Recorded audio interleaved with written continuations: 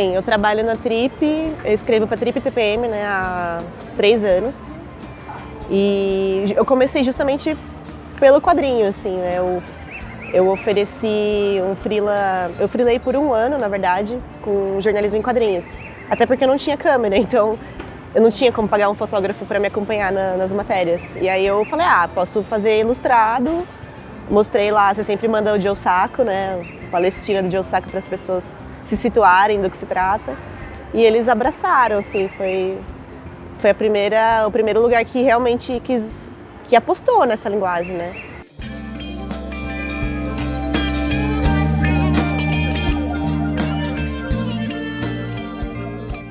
Como a gente já está há muito tempo lidando com rede social, é difícil imaginar, né, como seria. Talvez existissem outros caminhos, mas foi um primeiro passo importante, assim, né?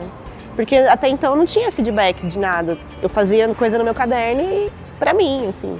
Então, quando você tem um retorno e vê que as pessoas se identificam, é muito motivador, né? Sempre os leitores entendem que combinar arte e jornalismo é uma coisa positiva, uma coisa mais... como fala?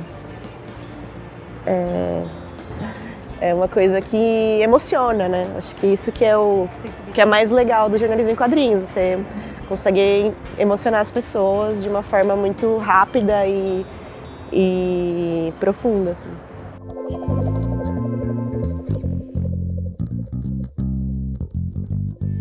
Acho que no Brasil, assim, ainda é algo inovador, né? Não são muitos veículos que apostam nessa linguagem. Mas eu acho que tudo isso, na verdade, vem de uma discussão sobre questionando mesmo filosoficamente o que é o jornalismo e que ele não é neutro. O jornalismo em quadrinhos não existiria se não tivesse essa discussão, né?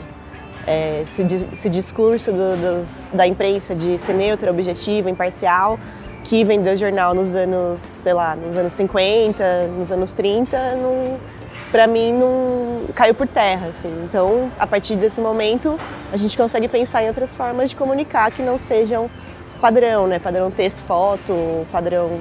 Mais o texto, né? Que ainda é o mais forte.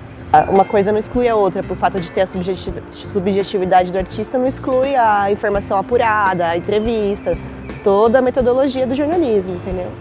A diferença é que você consegue construir melhor as cenas, construir melhor a narrativa de um olhar subjetivo do artista. Mas toda a técnica está lá, né, jornalística, digamos.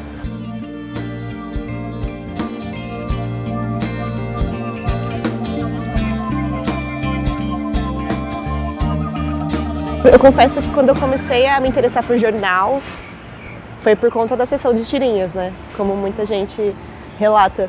Então eu admirava Laerte, o Alan Sieber, o Adão também, né? Embora hoje tenha algumas restrições.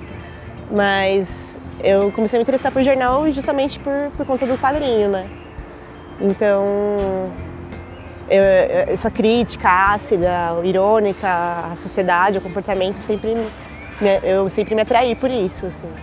E em termos de artista, eu gosto muito de quadrinhos não ficcionais, né? Que são quadrinhos baseados em biografia ou história mesmo. Então, o primeiro que eu li, que eu falei, acho que eu posso e quero fazer algo parecido, foi o Persepolis, da Marjane Satrapi, que conta a história dos conflitos no Irã, da criação dela como mulher no Irã, numa perspectiva em primeira pessoa. Então, foi a primeira vez que eu falei, nossa, eu acho que tem tudo a ver comigo e quem sabe. Você lembra de alguma mulher que fez quadrinhos políticos no Brasil, na época da ditadura ou em outros momentos políticos? E as pessoas não se lembram. Hoje elas falam Laerte, mas existiu Marisa, existiu Cissa Pinto, que foram essenciais no quadrinho underground também e na imprensa, que não são lembradas. Então a política surge para preencher esse vazio, né? Histórico e comportamental mesmo. Então a gente publica quadrinhos de mulheres, já publicamos de mais de 17 estados brasileiros, já fizemos 2 exposições E na internet a gente publica semanalmente, né, quadrinhos enviados pelas próprias artistas.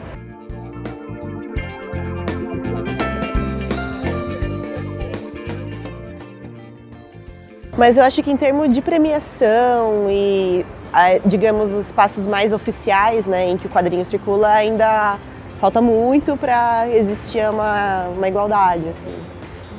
Principalmente premiações, né? Ainda a porcentagem de mulheres premiadas, indicadas, ainda é, sei lá, 1/3 dos homens.